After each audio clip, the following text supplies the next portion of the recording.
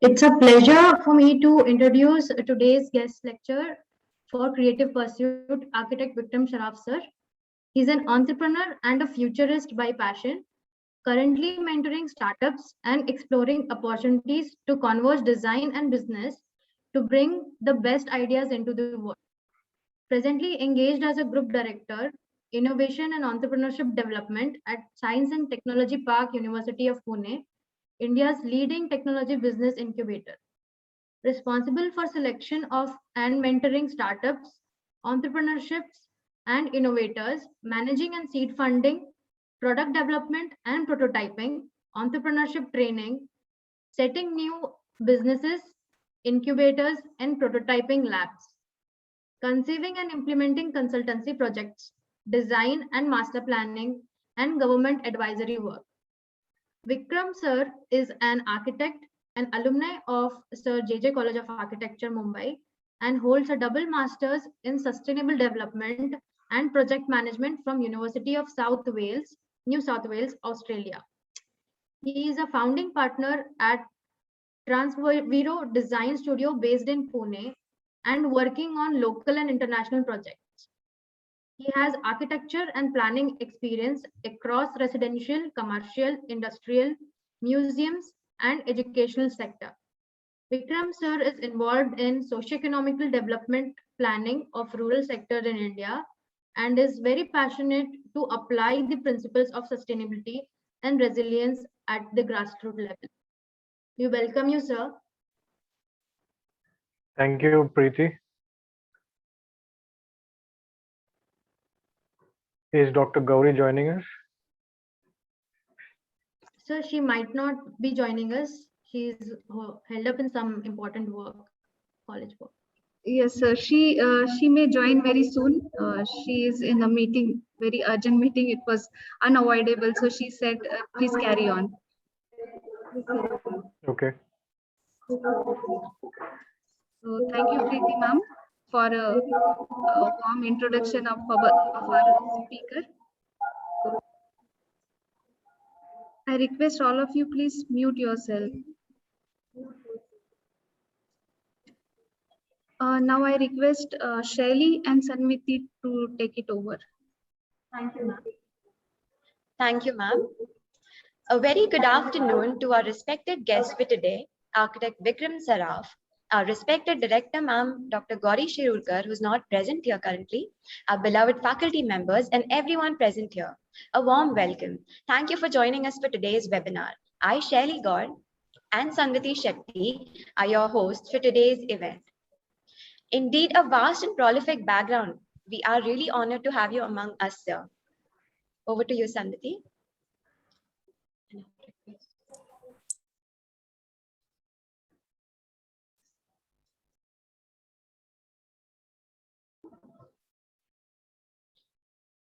Okay, I now request respected Vikram sir to enlighten us with a few words. Thank you, Shaili, for that very detailed introduction. I find great pleasure to be here in the company of the students of Symbiosis College of Architecture. It's always good fun to interact with students. It reminds me of the college days, and there's a lot of energy in the group, for me to learn from also. So I hope that today's session is going to be interesting. Let's keep it a little interactive. So if anybody wants to ask a question, you can ask me on the chat, or you can probably raise your hands, and one of the coordinators can take up that question. So it's not going to be a one-way presentation as such. So I request everybody to be involved, and you can ask, or you can even share your feedback during the proceedings of this session. So with that, I think I thank Symbiosis for inviting me to this session and for me to share my insights so that the students can gain some motivation or some deeper understanding as to how different options are available beyond the traditional practice of architecture. So I hope I can, inspire some of the students here to explore this direction as well, because it's very interesting that architecture, being such a versatile field, can be applied across various sectors. Architecture itself is more like a personality development course, I would say. It helps it helps build certain values. It helps to understand the basic processes, the thinking directions, uh, best practices in terms of problem solving or risk identification and so on. So essentially all of this can be applied to any of the other sectors as well. And specifically when it comes to innovation and entrepreneurship development, the field of working with startups is very similar to an architectural project where a lot of creativity, problem solving, risk identification has to go into the whole process right at the very beginning. It's very similar to actually designing and constructing a building. So it's nothing different. There are certain complementary skills that need to be added, but they're not very difficult to learn. And if you have the right interest, I think uh, everybody can manage to work with startups as an architect, because we have the basic ingredients. Being an architect is like a I would say the architecture profession is like a platform. It's like a foundation for setting the direction or setting the core personal traits, if you would like to say, for moving ahead in any creative direction that we choose. Yeah, I think we can proceed with the session. Shaili, I'm not sure how the session is going to be. If one of you is coordinating this in the absence of Dr. Gauri, then let me know.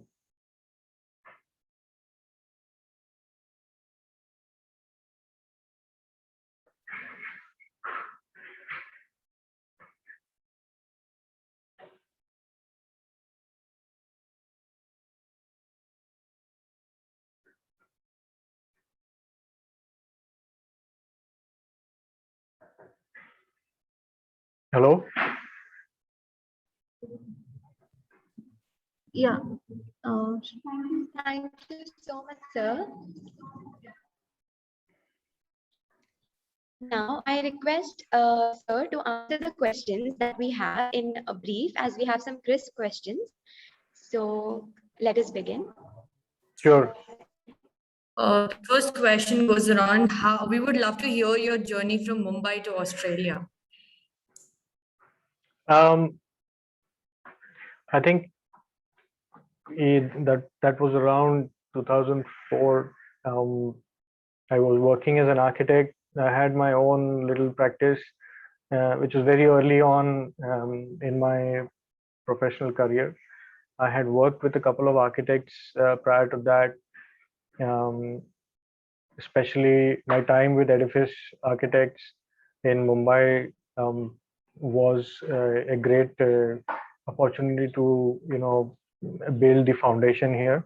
Uh, and at one point in time, there was an opportunity for working with Science and Technology Park in 2005 on a very unique project where they required the expertise of an architect.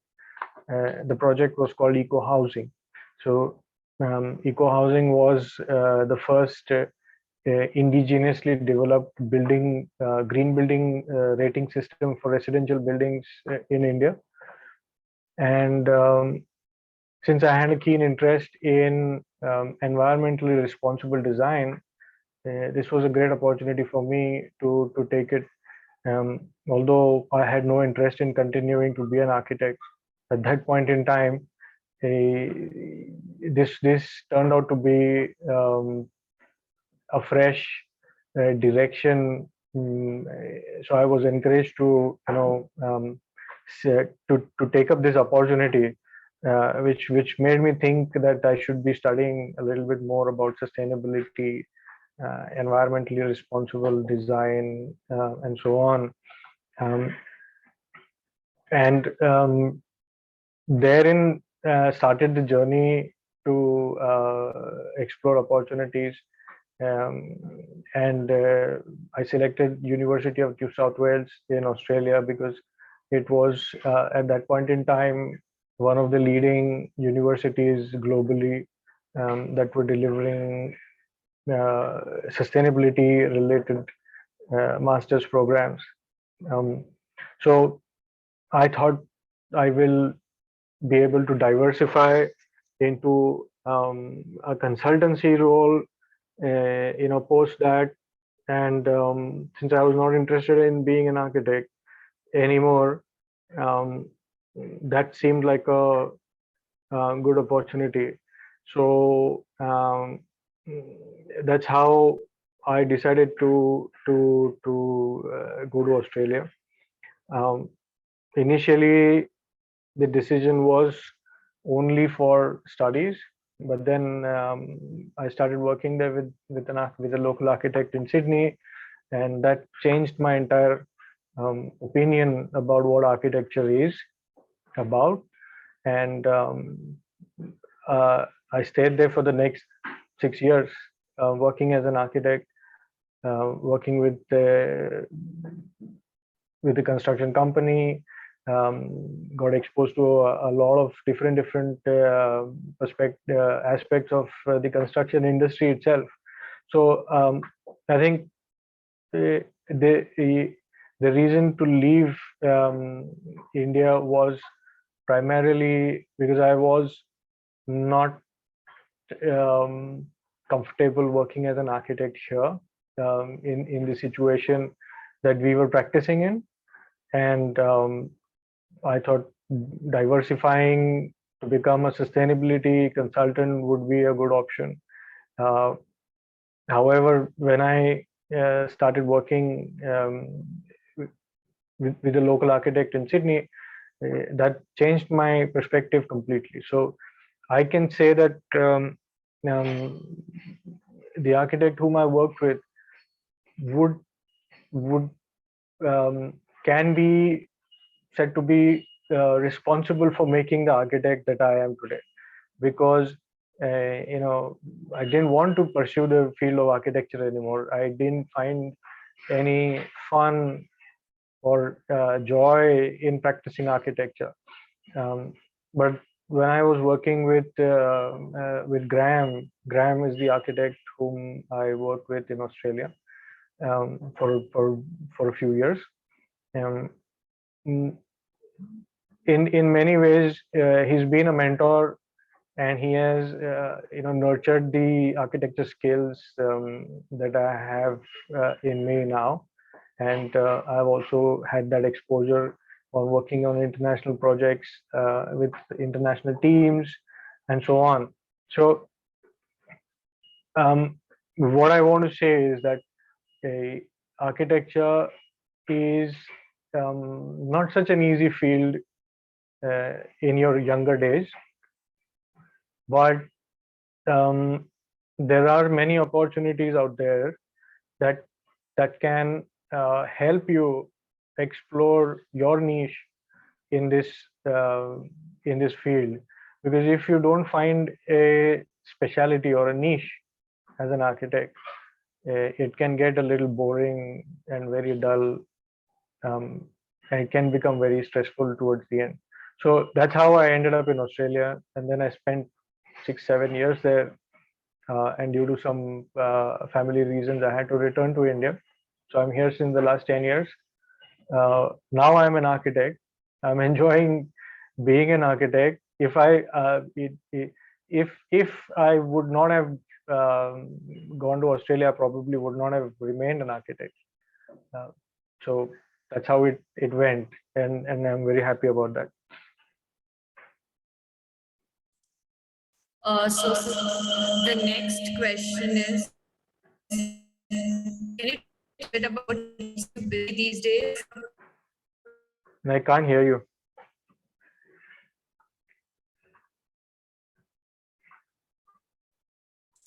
Could you tell us a bit about what keeps you busy these days?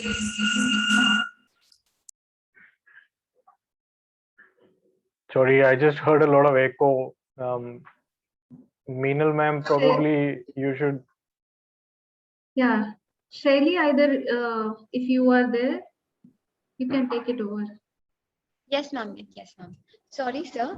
So as you spoke about your journey, now we would want to know what keeps you busy these days, currently. A lot of things.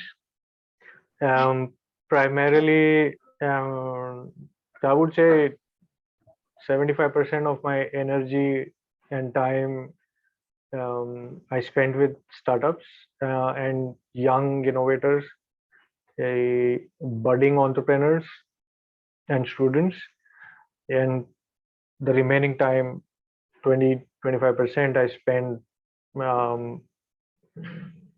in my architectural firm as an architect. What keeps me busy these days is mentoring and coaching startups, developing possible alternatives and business strategies for the startups, managing a startup seed fund. We also have a tool room and a design and prototyping tool room, where we support startups. We work very closely with them. We have industry experts who fill the technical requirements when we're designing new products, and it's fun because one, there is a very specific impact-oriented approach that we have. So it should have a social and an environmental impact for the products that we develop and for the startups that we develop. Second, working with startups is amazing because it's like working on a design esky, or you can say giving a design exam for 3 days as part of your architecture curriculum. You would have experienced that. It's very rapid fire action.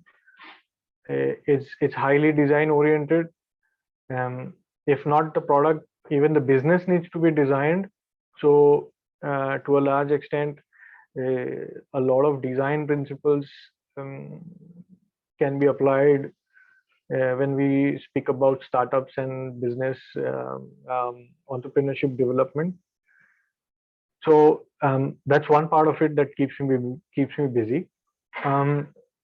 We do a lot of training for college students, entrepreneurship training, innovation training,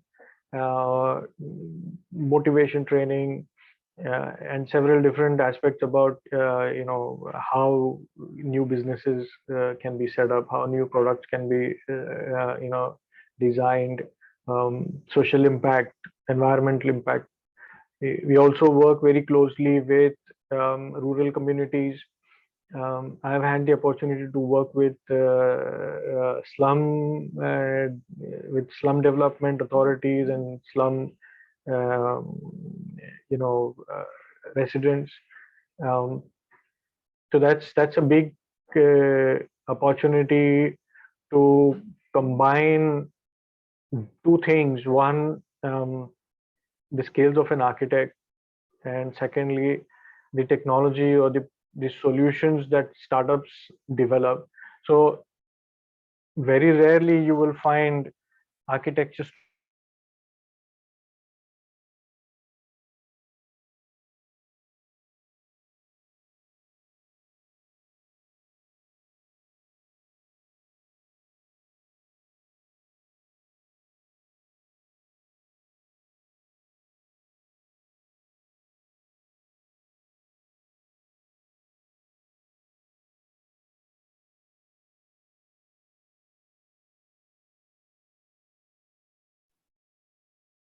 I guess we have lost his. He has lost his connection. So.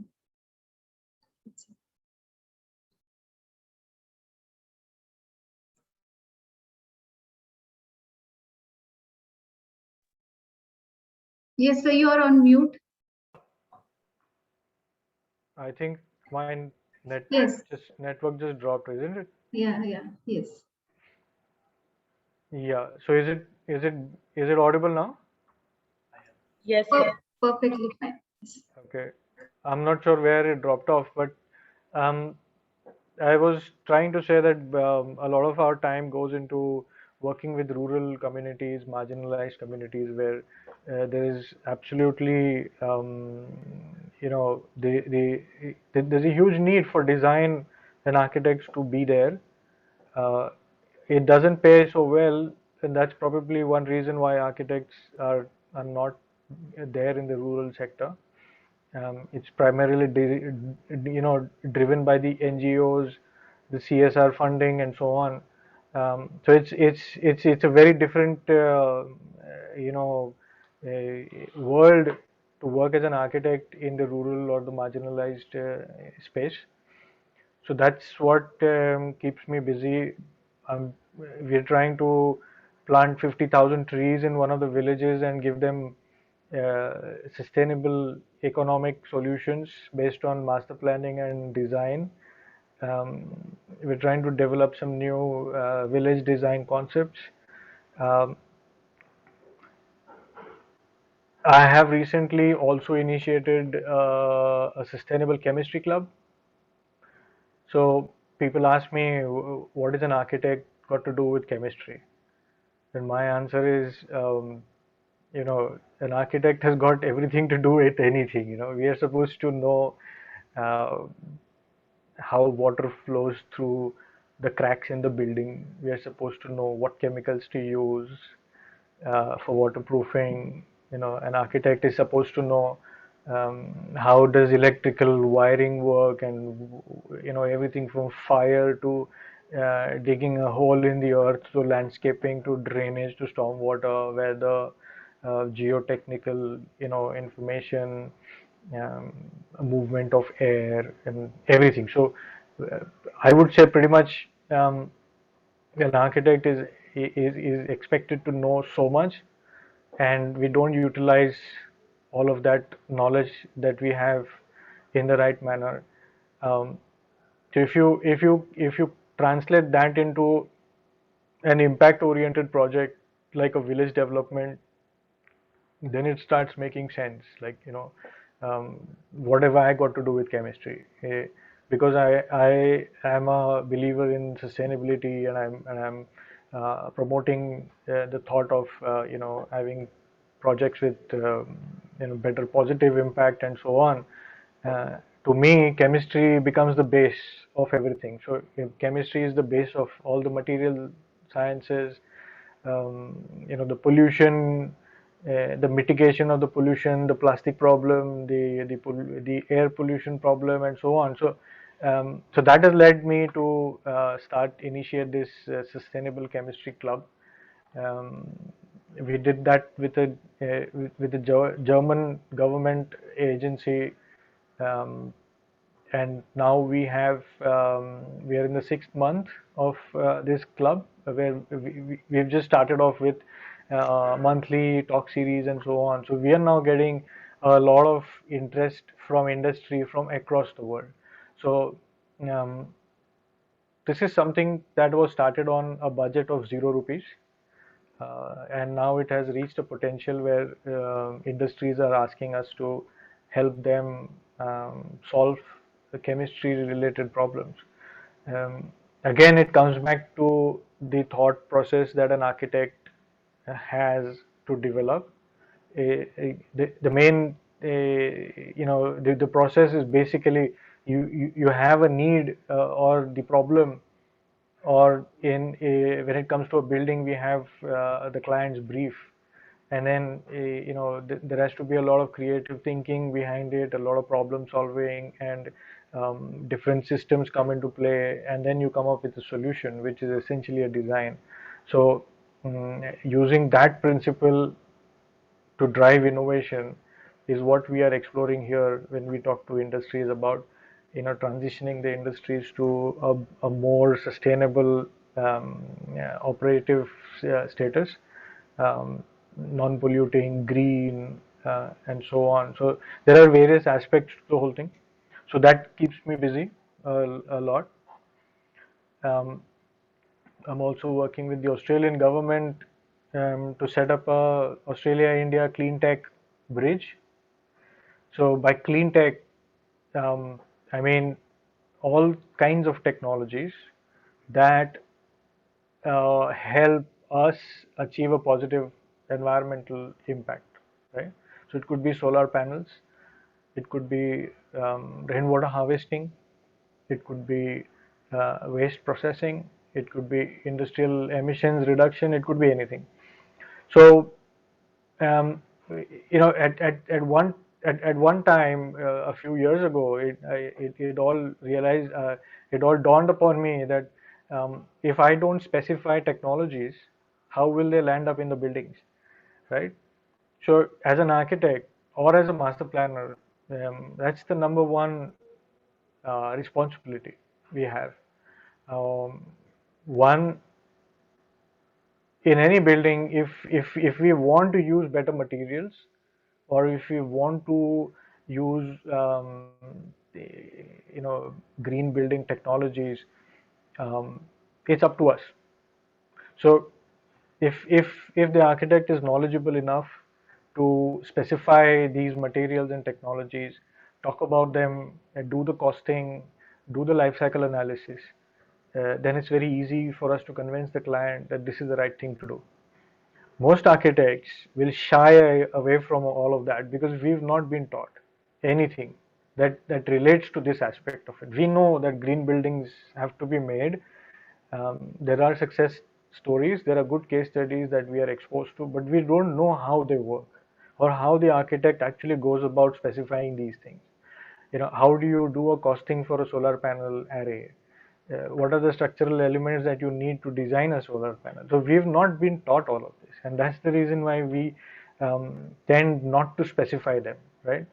There are so many alternative materials that the main issue is that if we do not understand materials, we won't specify them. The most obvious materials are there in front of us, so we repeat them. So these are the kind of things that happen again and again. A good thing that happened to me was when I started working with startups. They came up with the ideas that could be easily incorporated in buildings, that could be easily incorporated in cities, in slums, or in villages. So as an architect and a planner, it's so easy for me to specify all of this, and I don't have to do the thinking because I've got startups who do the thinking, and there are so many thousands of startups and technologies just lying around unutilized in this country. I think it's a big responsibility for architects to use these technologies in their buildings and for master planning. So, for example, if I have to plan a city, today, if you look at Pune, Bombay, we've got a huge landfill problem. That landfill problem is most probably, I would say 95% probability, it's attributed to uh, the lack of understanding that you need some land somewhere to process the waste. So if you look at town planning, it's only now that we've started responding to the need that we need to have decentralized land parcels to process the waste, right? Earlier it was just dump it. So these are the kind of things that an architect has to understand. So yeah, working with startups, coming up with new products, understanding and learning from these startups, and eventually trying to use them in buildings and master plans at the government level. I spent a lot of time working on creating opportunities for these pilot projects. So every new technology requires a pilot demonstration for people to understand, for the government to appreciate, for the tenders to be floated. Otherwise, the technology cannot reach the people. So that's a big effort that needs to be done. So I spend a lot of time doing that. Yeah, I think that's what keeps me busy. Sir, how was your experience at Caviar Construction as you were the head of operations there? That's an interesting question. Um, at one point in time, I was getting um, when I was working in Australia, I was so happy that yes, finally I've become an architect. When I left India, it was like, no, I can't become an architect. It's such a boring thing. Um, same dabba dabba bana rahe hain, or it depends whom you work with actually, to a very large extent. So that motivation comes from the people whom you work with and the kind of clients you have. Um, so in Australia, it occurred to me that we architects are so dependent on um, the builder or the contractor to look at the finer details on site. We hardly understand it. You need a amazing amount of interest for detail and on-site presence to really take an architectural project to its fruition, right? So if you have to understand that, the best thing to do is go and work with a contractor, right? So I decided to do that, and that's where Caviar Construction in Sydney happened. I wanted to see the world from the other side of the drawing board, because we have the habit of issuing drawings, but what goes behind actually converting those drawings into buildings is something different. So I took that leap, um, and eventually grew from a managerial position to the head of operations. We had all the trades, so like landscaping, electrical, plumbing, carpentry. We used to build our own kitchens and wardrobes, and the flat pack kind of furniture. Um, One interesting thing that happened there was we got a couple of big projects for facility management and facility maintenance, and these were like almost 300 government schools, about 40 clinics. So that kind of work actually gives you a very different perspective, and that's the perspective of a user. So, like I said, an architect is very good at designing something, then drawing it and issuing those drawings, getting approvals, right? What does the construction contractor do? Um, the contractor is essentially the person who builds it. So the second step for me, obvious step, was to understand how these contractors are working. What are their challenges, and how can architects, make better drawings and have better communication so that the buildings are built to the best manner. Uh, but when the facility management or facility maintenance contracts came in, it was a complete new world. because now we are looking at the user itself, because most of the architect spends a year on that design. He spends another 2 or 3 or 4 or 5 years with the contractor on the site, and then after this 4 or 5 years the contractor and the architect both are gone, and then you have got the next 20, 30, 40 years where the user is sitting in the building maintaining it, right? So I think it was a big eye opener in terms of what are the challenges when you maintain buildings, and I think every architect should understand that, because if we do not design, so there is one thing, we focus heavily on designing for approvals, right? In India, if you see, we are very heavily leaning towards designing for approvals. Then we've got some good architects who do, um, designing to a level of detail where they are designed well for construction. So design for construction comes into play, right? So we've got good quality drawings, good quality designs, and contractor is very happy. Everything happening on time, on schedule, within the budget and everything. So that is designing for construction. Um, then comes the design for use. So how do you ensure that the user is happy using that building? So when you look at facility maintenance and management, that's when a lot of these things started coming out. Like, there are small, tiny things like, the windows coming off the hinges, or the kitchen is not functioning properly. So there are many buildings where you have all these leakages. They are all very finer points that the user has to put up with throughout the 20, 30 years of the building's life. So I think that's a significant milestone in my career, and I would suggest um, everyone to sometime, at least, even if it is for free, you should go and work with a contractor, and then also go work with the facility manager, and that would be fun, because then you realize that, this is such a bad design. Why is the door opening this way? It should be opening that way. So these are the basic things. Unless and until you use it, you will not figure it out. The same thing goes with your cars, right? When you go and buy a car, why do you go and sit in it and take a test drive? Yeah, and then you realize that there is no place to keep a bottle. Most cars in India don't have a place to keep a bottle, and I still don't understand why. So if the car designer thinks about the user perspective and how is the car managed and maintained and all that, then he will make a better car. Similarly, if we, I'm sure all of you might be, see all of you might be facing a lot of criticism from your family, your friend, and ये क्या design बना है, does it work like this?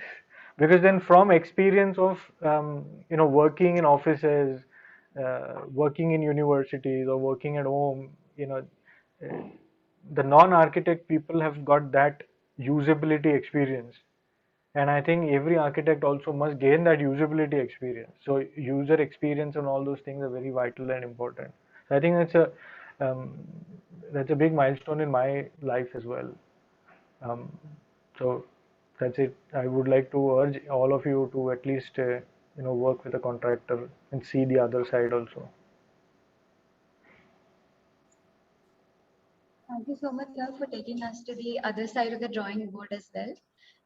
The next question is, to be a successful architectural entrepreneur, what would be your top guidelines for us to figure out tactics and models to an innovative entrepreneurial practice? That's my favorite topic. We can have a master class on that.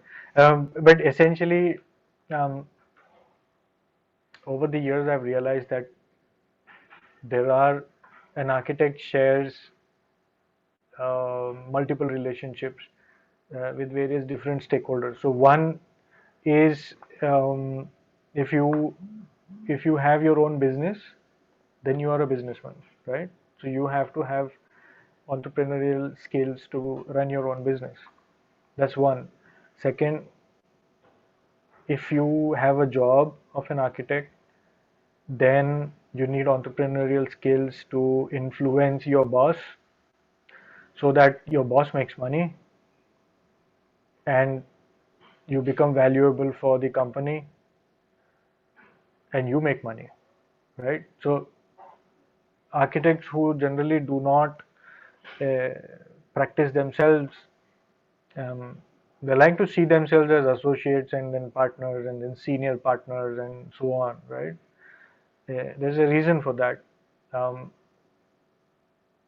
if if you do not want to take the risk of running your own business, then you work with somebody else. But essentially, you need to be a businessman, right? You need to think business so that your boss then promotes you to become an associate, right? So that's the second part of it. So one, first, if you start your own business, you need to understand that you are an entrepreneur, you are a startup, and you are a businessman. So you need to gain those skills. Second is about influencing your boss so that your boss uh, uh, um, gets a reasonable amount of assistance in taking the correct decisions, business decisions, and together everybody thrives. So that's the second part. The third part, I would say every project is like a little business, right? So it has human beings involved in it. It's got a budget, it's got a time, it's got a resource utilization. So if you do not understand the financial or the um, the human side of projects, it becomes a little difficult and disconnected. So if you look at architects who purely do government approvals, they they don't get involved into the design side of things because that design side of things requires to look at projects like a business, you know. And then comes the fact that your client itself um, has to be satisfied from a business point of view. So I would say that every architect has to become a business partner to its client. Uh, if I do not understand why my client is building that particular building, or if it's an industrial building, um, do I understand the nature of my client's business from a financial point of view? Am I thinking, is my thinking in alignment with my client's thinking? So if I do not understand my client's business, normally the design outcome is not appropriate, or it does not create the value it should, because at the end of the day that asset has been created for the client to achieve certain value, or it is part of their business. So if you look at commercial interiors, for example, right, if you do not understand that commercial interiors have to be executed in a couple of months or maximum 3 months, you have failed to be a good commercial interior designer, right?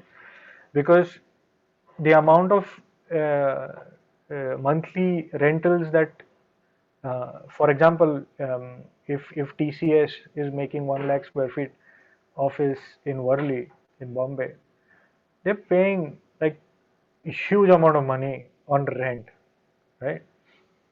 And if you say that boss, वो 4 महीना लगेगा, पहला 3 महीना लगने वाला था, अभी 4 महीना लगने वाला है, तो who pays for that 1 month extra rental, or the loss of business that occurs because the office has started 1 month later, right?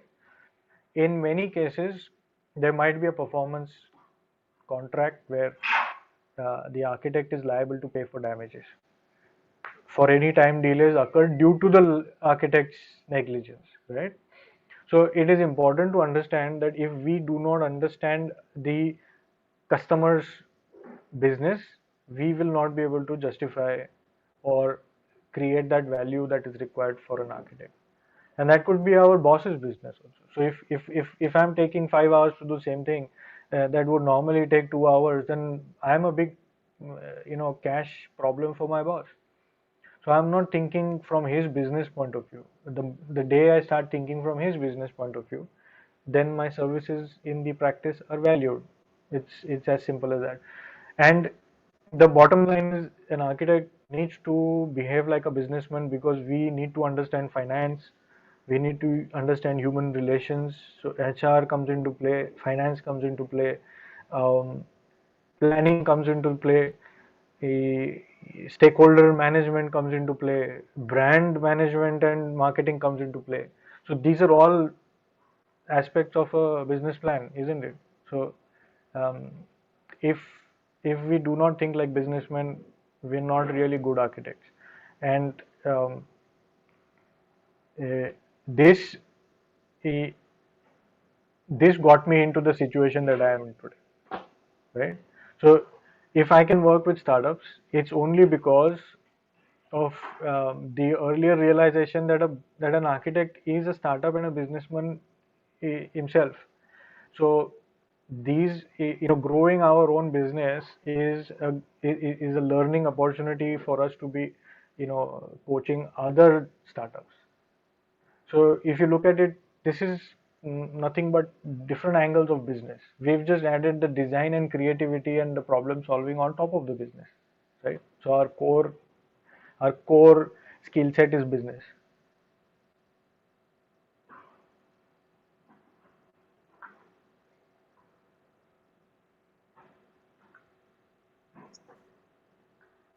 Thank you, sir. So the next question is a little out of the context that we were talking now. It is, do you believe in spirituality? What's your take on it? Sorry, your voice is breaking. Am I audible now, sir? Yes. Yes, sir. So the next question is a little out of the context that we were talking about. It goes like, do you believe in spirituality? What's your take on it? Spirituality. So I started doing meditation when I was in the 12th standard, mainly because of my mother, who introduced me to um, that little bit about spirituality at a very early age. There've been so it's been a little bit of a journey. I have had my ups and downs when it comes to practicing meditation or following spirituality. I realized that meditation is a part of spirituality, but spirituality as a whole is more of like an ideological principle that you believe in, right? So it has to be a very deep belief in any form, right? So if you think that you have you enjoy the immersive side of design, like you can sit there for 10 hours at a stretch, highly engrossed in designing something, that is itself meditation for me, and that's part of the spirituality, right? Spirituality, in essence, for me, over the years, I've realized that it's nothing but um, a sense of creating a positive impact on not just your own life, but everything on this planet. I don't want to talk about everything in the universe because that's just beyond my understanding. Um, I think if you are, it, it it's something that you develop on your own, so you don't necessarily have to follow a particular organization or a particular school of thought, or you've read a couple of books and you want to be strictly in adherence with that, but that's not required actually. That becomes a bit of a dogma, I would say. But if you ask me, spirituality is something that you deeply believe in.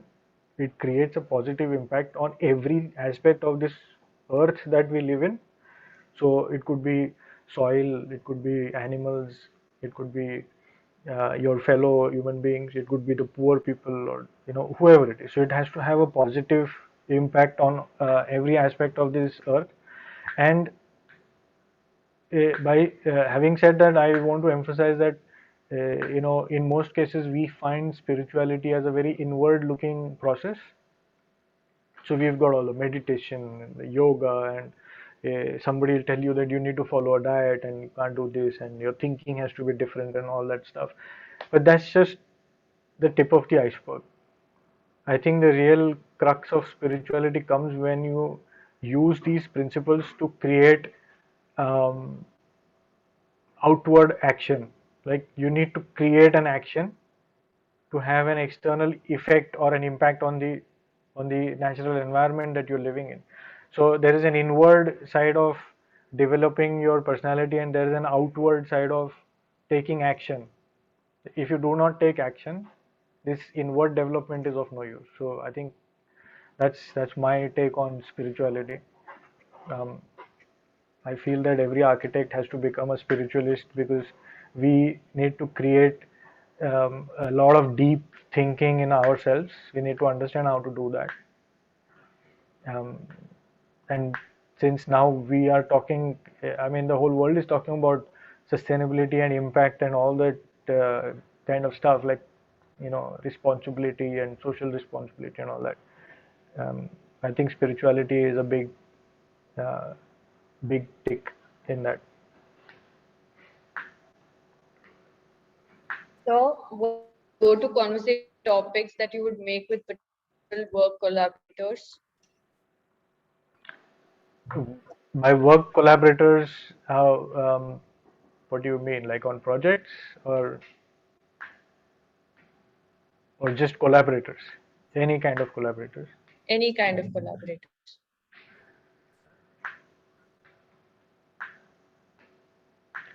Well, I would say that collaboration heavily depends on trust. So the first thing um, that I would focus on would be conversation topics that lead to a deeper friendship and the building of trust between the two collaborators. So it could even mean a casual talk. It could even mean how we are having this conversation right now, right? So if we do not develop the comfort and the trust and the friendship, there is no point in proceeding further because that collaboration will fail. So as a collaborator, I need to trust my partner and vice versa, right? The second most important thing is to understand that as a group, what are the gaps that we need to fulfill and what are the aspects between us that are getting overlapped. Because what happens is, if there are overlaps, there tends to be a competition and collaborators should not be competing. So the conversation should be such that we understand what we don't know and what um, our skills overlap in. So we need to manage those overlaps. We need to clearly understand the scope and the roles and responsibilities of the collaborators. um, because if both of us are going to do the same thing, if I'm collaborating with another architect and both of us decide that we are going to be designers, then that's going to be a bit of a problem, isn't it? Because every architect has got a different approach to design. And then if both the architects are sitting there and designing, who's going to make the working drawings, right? So essentially the collaborators should be speaking to each other to understand the gaps or the shortcomings of the other person, and then the collaborator fulfills that gap. So if I collaborate with an architect who's specialized in getting government approvals, then that will be a very healthy relationship, right? If both of us don't know how to get government approvals, then we are in trouble, right? So that's one way of approaching this, to have a conversation. There's another thing. Collaborators need to be very open and very clear about what happens if there is a dispute and what happens at the end of the project. So if clear dispute resolution guidelines is discussed right at the beginning, then the collaboration is very healthy, and it does not fail. And I think the key topics at the beginning of the collaboration that need to be discussed are what are the guiding principles of this collaboration, and what are the values that this collaboration needs to uphold. So if I am saying that I need to be designing from a green building perspective, and my collaborator does not believe in that value at all, and he or she says that green building is just a little bit of a greenwash, let's just focus on just standard way of doing buildings, because they're it's very easy to make them, and we don't have to make too many technical drawings and so on. But that collaboration is not going to work. So it's essential to have that as a conversation right at the beginning. These are the guiding principles, and this is how we're going to operate. So I think, yeah, those are the critical conversation points I would think about. The most critical is the trust and the friendship part of it.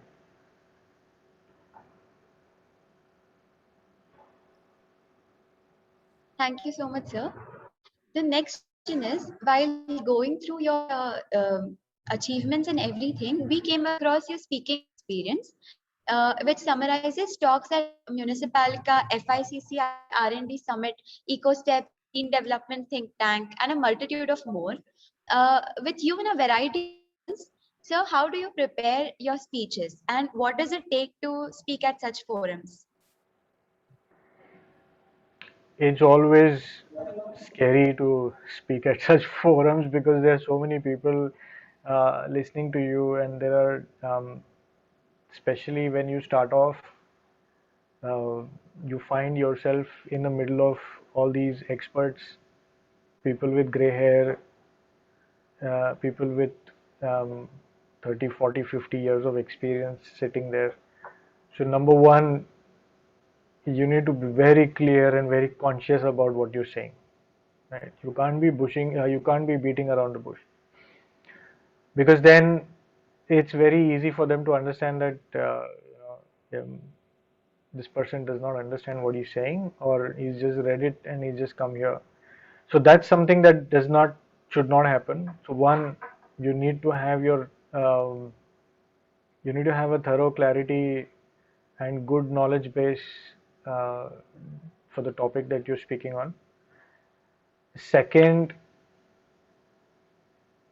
I think there should be um, some kind of a passion in yourself for you to speak on that particular topic. If you're not passionate enough, the flow of thought will not be strong enough for the session to be fluid. If you're going to stop and pause and talk about something else randomly, and then come back to the main topic, and then leave, and then get distracted, and then come back, and all those things are going to happen, which only means that that passion and that focus is not there on the topic. So I think, one, you should be thorough about the knowledge on that topic, and if you lack certain aspects about it, you have to be open and clear about it, that that's not my domain. Second, there needs to be that passion, that strong passion to talk about that topic, so that the message is very clear and it is emphasized, and you can answer any question that comes after it. And the third one is to just relax, because it can get scary. It's good fun to be invited, but then it gets scary. After a couple of times, you will find it's fun. And I think most importantly is for a speaker to review the speech afterwards also. You know, so what went wrong, what makes me jittery, kind of things. Yeah, I think those are the basic points. Okay, sir. So, what factors, according to you, amalgamates architecture with entrepreneurship? I think we spoke about that. So I would say um, architecture is about creating something, and so is entrepreneurship, right? So it's like a baby. Um, when we uh, when we look at a baby, it needs that environment for it to thrive, right? So entrepreneurship is exactly the same. Entrepreneurship essentially means that there is a creative idea, there is a business idea, and that needs the environment to thrive. Um, so venture building is nothing different than actually designing a building, right? So when we talk about the buildings, or similarly developing an architectural practice, these are all business pursuits, right? Similar to what a startup or an entrepreneur would have to face. So there are various different elements in terms of financial planning, planning the human resources, planning for resources itself, the material resources, um, the risk that happens.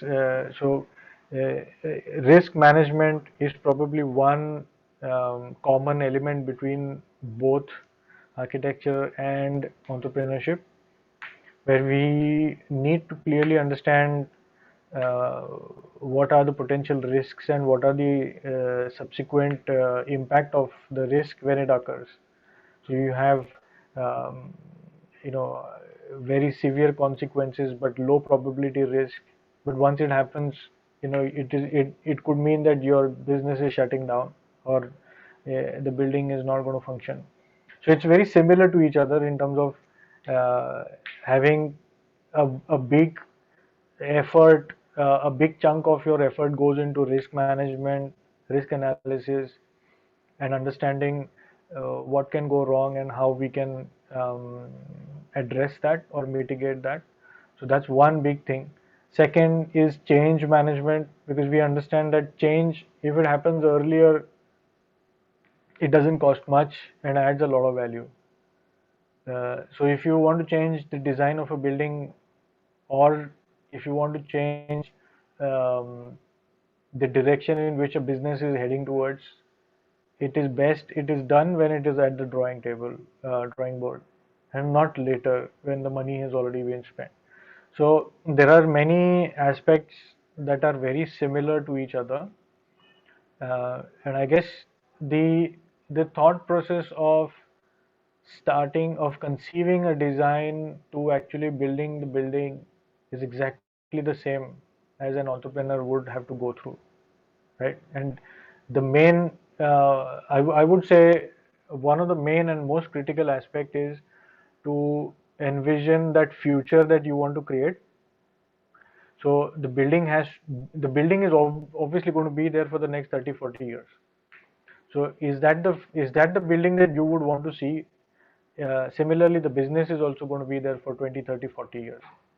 And is that the business that you envision in the future?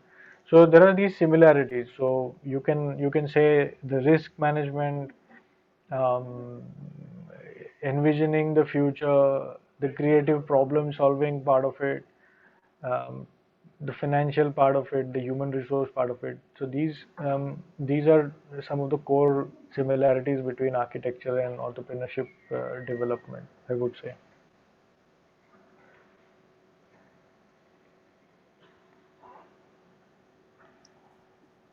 Thank you, sir. The next question is, what advice would you give to your 20-year-old self?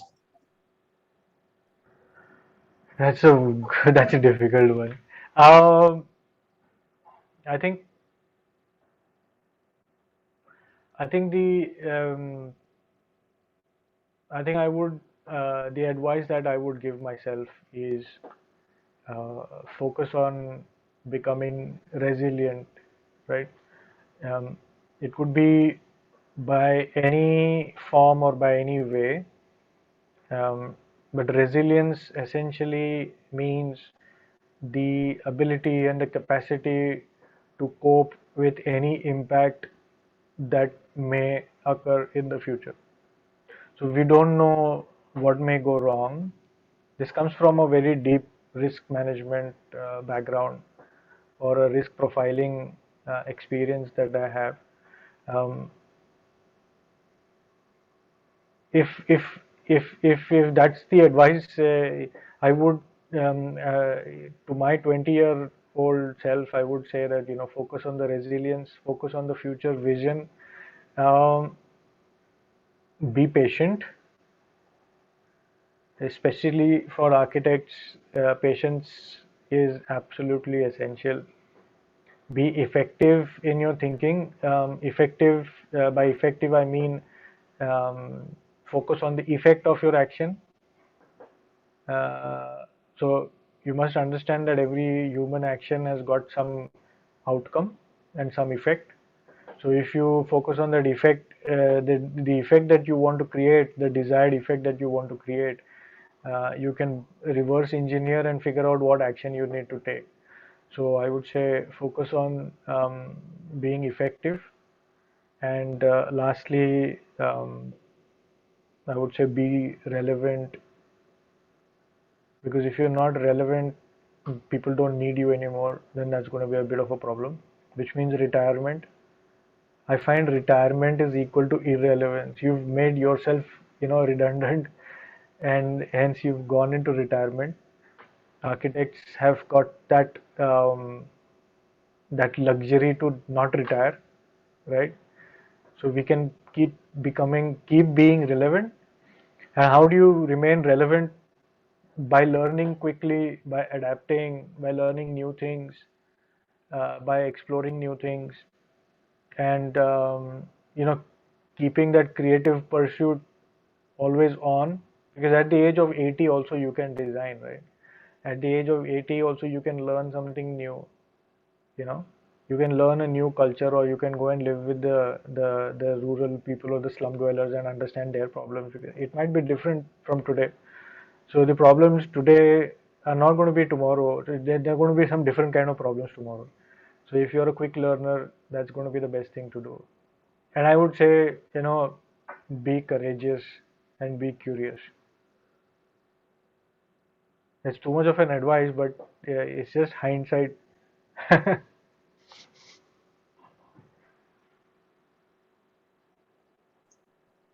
Indeed, very insightful advice.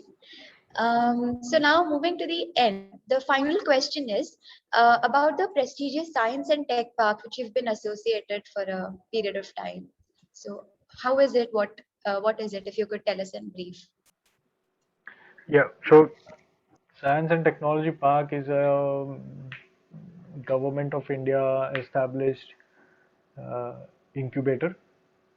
Um, it's a startup incubator and a think tank. So the word incubator essentially comes from the medical term incubator, where you have a young baby who is unable to um, survive on its own until it is strong enough. It requires to be incubated in a controlled environment. But that environment is delivered through that incubator. So essentially, when we speak about an incubator from a startup point of view, the startup is the baby, and we are giving them that environment, that conducive environment, until it can stand on its own feet. So other than the environment, it needs to consume some resources. So that's what we do. Um, so Science and Technology Park has been around since 1986. We've supported more than 150 companies formally, and more than a few thousand companies informally. Um, we speak to a lot of startups, a lot of entrepreneurs, a lot of innovators all the time. A lot of new ideas come. Um, we also support the development of new products through an innovation grant. We invest uh, money in startups, like high impact startups. We work with the government and private agencies for hand holding in terms of technology transfer or adoption of new technologies. we do technology assessment, technology forecasting, futures modeling.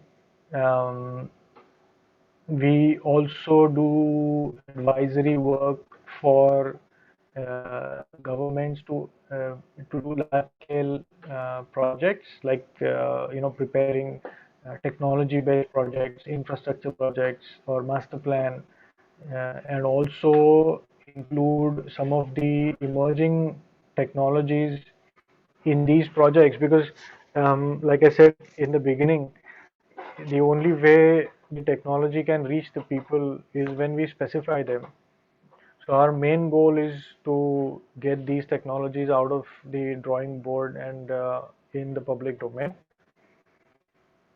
Other than that, we've been instrumental in helping a lot of institutions set up their innovation ecosystems.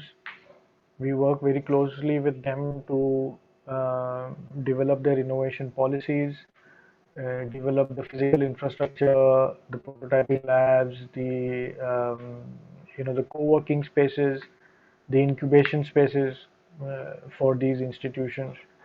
Um, we also work with the industry to bridge the gap between academics and industry. We work on skill training projects. So it's a wide spectrum of activities that we do here, but it's mostly driven by very high impact oriented action.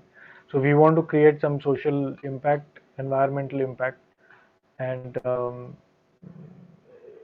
the basis of doing that is through science and technology, innovation, and entrepreneurship.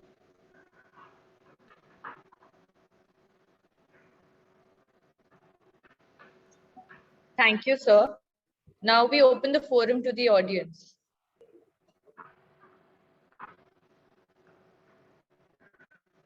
So I've got a question for the audience. Yes, sir. Can anybody tell me what makes a good architect? You can put it in the chat box, or you can speak, or whatever you want to do. If you have another question, you can surely go ahead with that. This question can be answered later as well.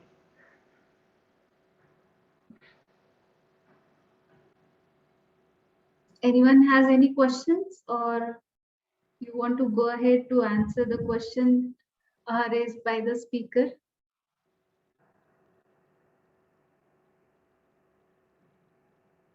Anyone wants to add into it?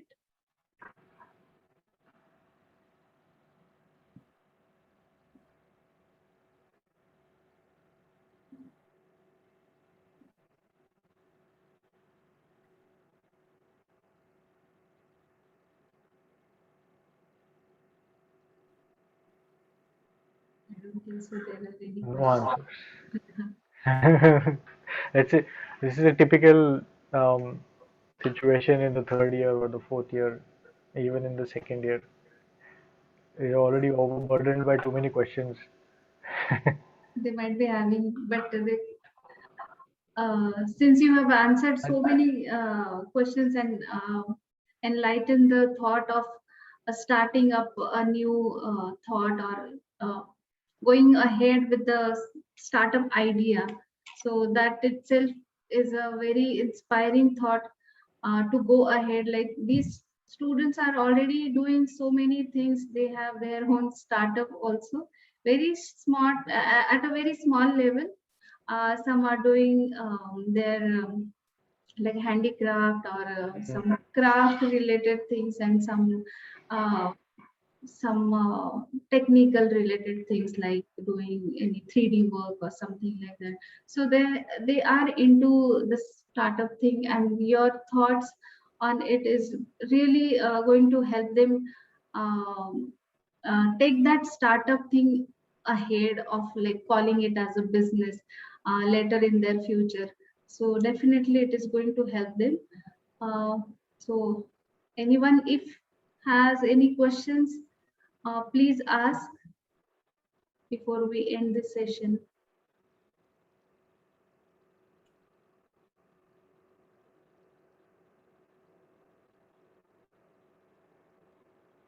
So, sir, I have one question to you. Sure, go ahead. So, like you said, you have a small, like you're working on some clubs and those things. Like, can our students be a part of those clubs that you have mentioned in your um, talk? Yeah, sure. See, it's open to everybody. At Okay. this moment, um, we are only doing talk sessions, but later on it will be more of practical discussions and practical ideas coming to the table and all that. If it is of their interest, then they should definitely join. So we are having our next session next Thursday on hydrogen economy. So if it interests any of them, then probably they can join. I'll share the link with you. You can circulate it within them. Um, And personally, I sir, think yes. personally I think that hydrogen is going to change the entire um, the cities and the building forms and everything.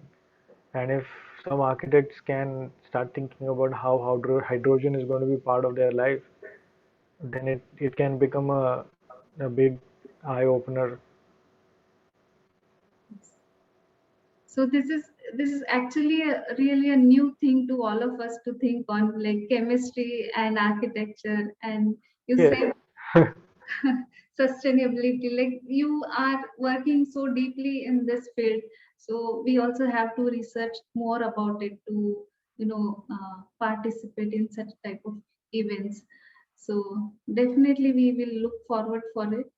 And thank you so much for being here uh, and giving your Thank, yes. Thank you shedding for light. inviting me. Yes, yes. Thank you for giving your thoughts on the startup, and let's hope the students will get inspired with the idea of taking it ahead from the examples that you have explained. Thank you so much for uh, being there. I hope that some motivation has reached them. I'm sure they are all very highly self-motivated people as well. Everybody is self-motivated. So um, if you ask me, I don't believe in motivating others, but I believe in influencing others. Uh, Motivation is when people have fallen in some kind of a problem that they need to come out of. That's where the motivation happens. But to set the correct direction moving forward, you need to be influenced by the right people. So um, it's good to have some influencers in your life, some mentors um, who guide you in the correct direction.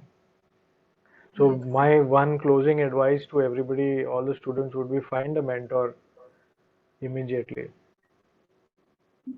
And you have reached to that level where you are right now. It is, you have drawn your own path, so it is definitely very inspiring and influencing to all of us. I'm happy that you have observed that. Thank you so much, sir. Once again, have a great day. Be Yes, safe. thank you. Yes, thank you so much. Thank you, Thank you for Sanviti. thank you for having me here. Yeah. Yeah, thank you so much, Gauri ma'am, for introducing you to all of us. Thank you, Sanviti, Shaili, to taking it ahead very nicely. Thank you, Preeti ma'am, for introducing sir. Uh, and thank you, lastly, Vikram sir, for such a wonderful thoughts that we are taking with us from you. Thank you so much. Thank you.